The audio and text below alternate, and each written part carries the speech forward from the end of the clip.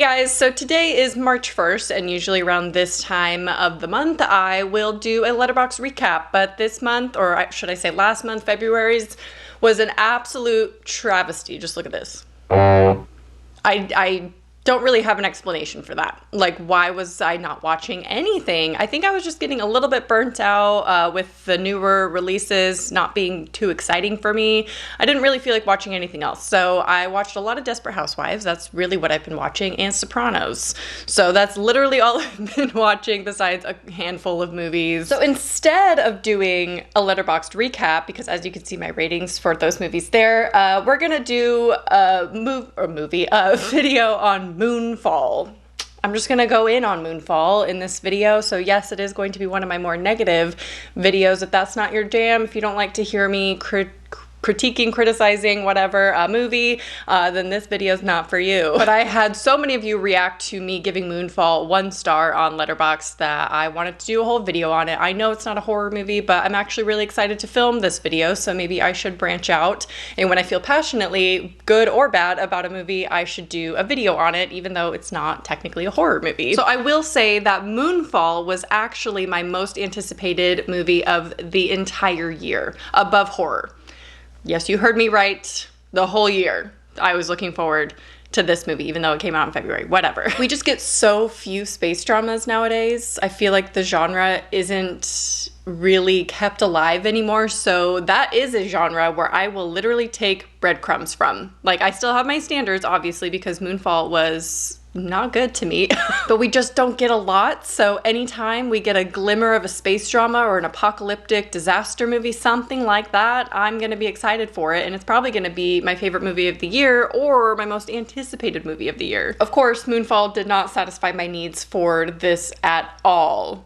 There were some good visuals, I guess. I got a little bit of space in theaters, but it wasn't enough. It didn't save the movie for me. The first thing I do want to share in this video is a little bit of a story time about the couple that was sitting behind us. I don't want to, you know, talk too much negativity in this video, but they were just kind of annoying. Granted, I'm sure Ryan and I were annoying as well to them, clearly, based on, maybe, I don't know if I'm reading into things, but so Ryan and I went to a Studio Movie Grill, and if you don't know what that is, it's where they have a full menu and you can order food and drinks from your seat and they bring it to you during the movie. Ryan and I usually don't order anything during the movie because they always come at the absolute worst time. I remember watching A Quiet Place 2 in theaters, and a server was standing literally right in front of me for an entire jump scare scene.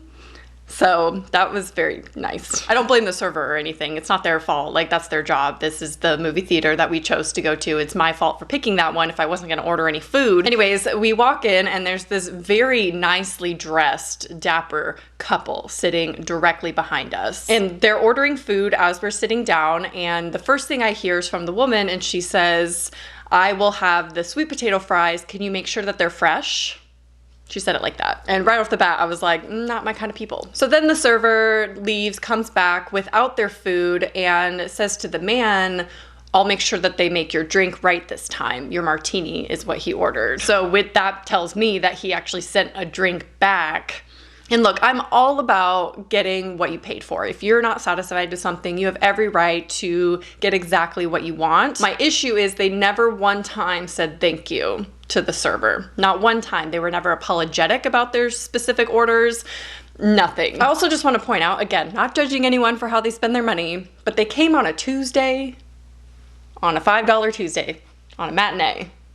And they're sending drinks back and making sure the sweet potatoes are fresh. Again, it's just ironic to me that they're acting like they're in some kind of fancy restaurant where, you know, you could be ultra picky and not say thank you to the server, which is super rude, on a matinee. Like, during a movie matinee. Like, I don't know. Anyway, that's not all of the story. So we're at the end of the movie. Ryan and I are dying laughing. We're not laughing super loud. We're not like howling at this movie, right? But we're holding in our tears. We're crying, laughing. And all of a sudden I feel my seat moving a lot. And I thought maybe it was Ryan and his arm was just like hitting my seat when he was laughing or something. I don't know. But it keeps happening after we're done laughing at the movie. It's like a different scene now. And I turn around, like, just kind of out of my peripheral, and I see this man, the man sent his martini back, all the way down in his seat. Granted, There's a ton of walking room in between every aisle. There has to be, because the servers, they have to walk back and forth with food. So much room. He's all the way down in his seat. His feet are propped up against the back of my chair, kicking it.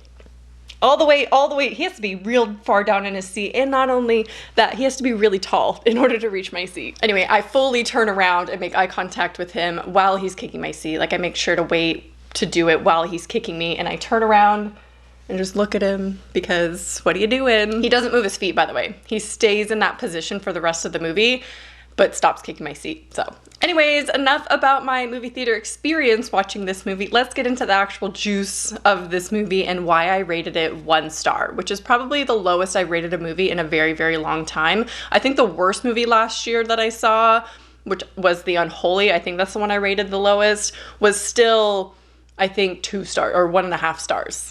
So this was even worse than that. And 100% has to do with my expectations of it.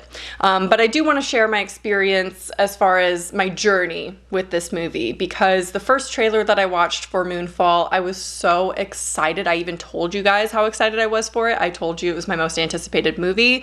I was so pumped because it looked like a serious space drama like Interstellar, something similar, you know? Maybe not the quality of Interstellar, but maybe another like Greenland type movie. I loved that movie from, I think 2020 is when that movie came out. I really enjoyed that movie. And so I was kind of expecting something similar to that tone, where it's like a disaster apocalyptic movie, serious tone, and a little bit of space visuals. That's all I wanted. And then the second trailer came out and I watched it and I was just dumbfounded. I was so appalled. I was taken aback. I didn't like the comedy at all, and I even had a little bit of hope that maybe it was just weird marketing for the movie, like they were trying to piggyback on the Don't Look Up type of movie, where it is a little bit more tongue-in-cheek, a little bit more satire. And I enjoyed Don't Look Up, so I was like, all right, I guess I still have an open mind. It's not really what I wanted. I wanted a more serious tone space drama, but whatever. If it's like Don't Look Up, it'll probably still be fine as long as I get space visuals, you know? I mean, it is the most similar to Don't Look Up out of all of these kind of disaster type apocalyptic movies, but with horrible writing and just a bad story overall. Like, it was just nonsense, like absolute nonsense, which I'll get into later. I will be doing spoilers and everything, talking about Moonfall and breaking down the plot, because it is just asinine. Also, another thing I want to say is I generally really enjoy Roland Emmerich's disaster movies. I like 2012 and Day After Tomorrow. I own both on DVD, so I knew what I was kind of expecting once I saw that he was the director for it, and anticipated something in that vein now, with a little bit of comedy, I guess, but you know. So it's not like my standards are super high when it comes to disaster movies, because I generally like cheesy apocalyptic movies like 2012. They're a little bit comedic at times, I guess, but not as much as Moonfall. Anyway, this whole video is going to contain spoilers. My whole review is going to be spoilery. So this movie follows NASA executive Jo, played by Halle Berry, who teams up with an astronaut from her past who's now deemed a conspiracy theorist, Brian, who's played by Patrick Wilson, and they have to work together to save Earth from the moon, which has been knocked off course by a strange force and is headed straight for Earth. If Interstellar was the most accurate space movie ever made, then Moonfall is the least accurate space movie ever made. There are so many inconsistencies, and that's one of the things that bother me, because I love space and I'm okay to have a little bit of suspension of disbelief when it comes to the science around apocalyptic movies, but I want it to at least feel a little bit realistic, like it could happen. And this movie was just so far off base, like I couldn't even... this was a different reality. This would never happen in our reality, obviously. It's okay to have like a fantastical plot like 2012, where it's like, it's not gonna happen, but like it could, I guess, right? Like it maybe could, possibly not in our lifetime, but this movie is just... this is the most unrealistic portrayal if the moon actually came into our atmosphere, because the moon does come into our atmosphere. What do you think would happen? We'd all die. Not in Moonfall. No, the air comes back magically, somehow. After the moon destroys our atmosphere and sucks all the air out of Earth, it comes back. Yeah, all the air is created again really fast, like within seconds. I just think you can make a really entertaining disaster movie like Don't Look Up or Greenland or whatnot, and have it be somewhat realistic, but maybe, you know, it's a made-up story. It's a fictional telling, but it can still be entertaining at the end of the day and still be scary, like, oh, what if that did happen? But this went all the way into left field sci-fi fantasy. Like, that's what this was. It was not like a space drama like I wanted. It was a fantasy movie, which is very unlike his other movies, I would say. So that's the first thing that was very disappointing. I just feel like Moonfall is so convoluted with so much plot that isn't really explained well enough to even think that it could be happening in our reality or even think that it was possible. And for me, that's something that I need from a disaster movie. I need it to feel a little bit realistic because then it creates the tension and the dread.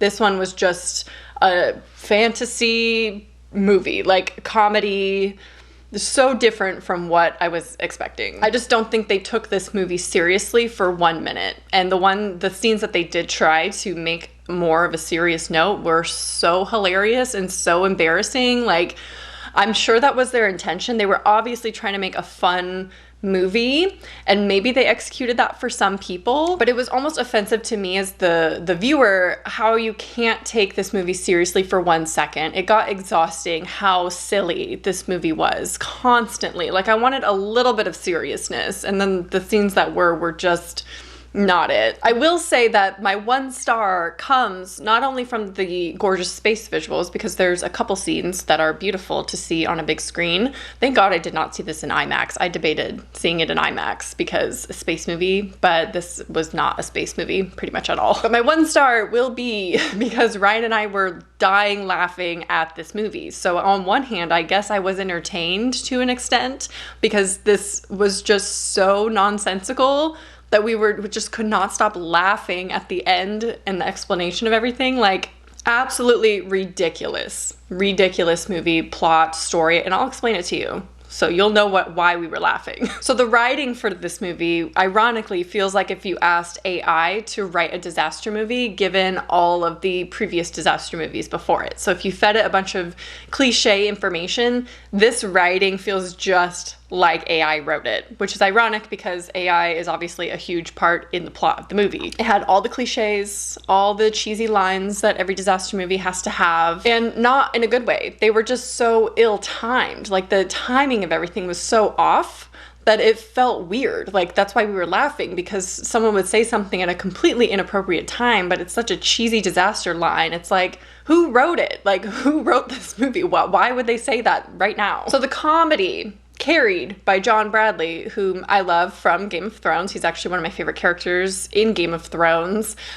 He carried all the comedy, but it was all 10-year-old comedy. Like the cat videos, it was just stupid comedy. It was not for me. This movie felt like written by AI, but also written by a 10-year-old. So like a 10-year-old read the script that the AI created and then fixed it to be his humor. That's what this felt like. The whole story kind of feels like it was written for 10-year-olds because it was so fantastical. Like, only they would like comprehend what's actually happening. You'd think it would contradict how convoluted and complicated the story ends up being, me saying that feels like it was written for 10-year-olds by 10-year-olds, but it just doesn't make any sense at all. Let me tell you, do you want to know what threw the moon off course?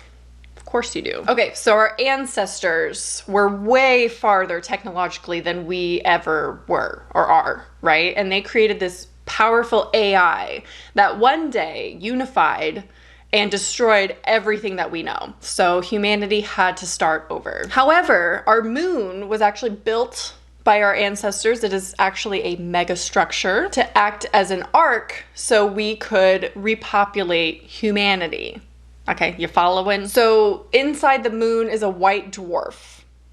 Okay, and so AI is drawn to this energy power. So it is swarming the white dwarf within our moon and smothering it basically so it can't keep its course, therefore throwing it off course, headed to Earth. So AI is drawn to organic matter when paired with electronic activity. So the electronic activity isn't enough. There has to be organic matter around in order for the AI to be drawn to it. So yeah, it sounds completely plausible, obviously, that the moon isn't real and it was constructed by our ancestors who were far along in technology. But there's no signs of that. So that's the explanation of why the moon is even careening into the Earth at all. What is it? What is that nonsense? It's so bizarre. Honestly, they could have had that concept and made it serious and focused on being inside, because they go inside the moon, right? And it's like this giant arc, and there's like these weird technology in there with the AI. Is bizarre. It's such a bizarre movie. One of my biggest issues with this is all the apocalypse stuff is completely glossed over. And the time jumps in this movie are so frustrating because we hear about how the moon is gonna come towards Earth, and then the next scene, there's people looting in the streets, and you have to piece together, oh, the apocalypse is already happening.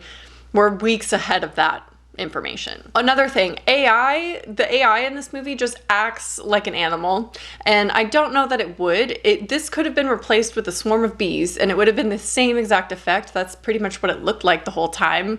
It just isn't that intelligent, and you would think as AI that we created that could band together would act a little bit more intelligent. It wouldn't act like an animal. Like, it was kind of dumb because it's obviously defeated in the end. We get the moon back on track, and as we go on. I'm not saying you can't have a fantastical idea in these kind of movies, because obviously most of them are like that. Like Interstellar is down to earth science for the most part, and then it's once they get up towards the black hole where things kind of get a little bit more fantasy, because it's stuff that we don't know a lot about. So they could have easily taken themselves more seriously, had more down to earth science, slowed the pace way down, make it more tense by building up the apocalypse a little bit more and giving us more of that, showing the moon getting closer and closer. That would have been a gorgeous visual. They showed a couple scenes of it getting close, but then all of a sudden it was like in our atmosphere. And then once they go inside the moon, then you can make it more fantastical in that sense, like make it fantasy. Then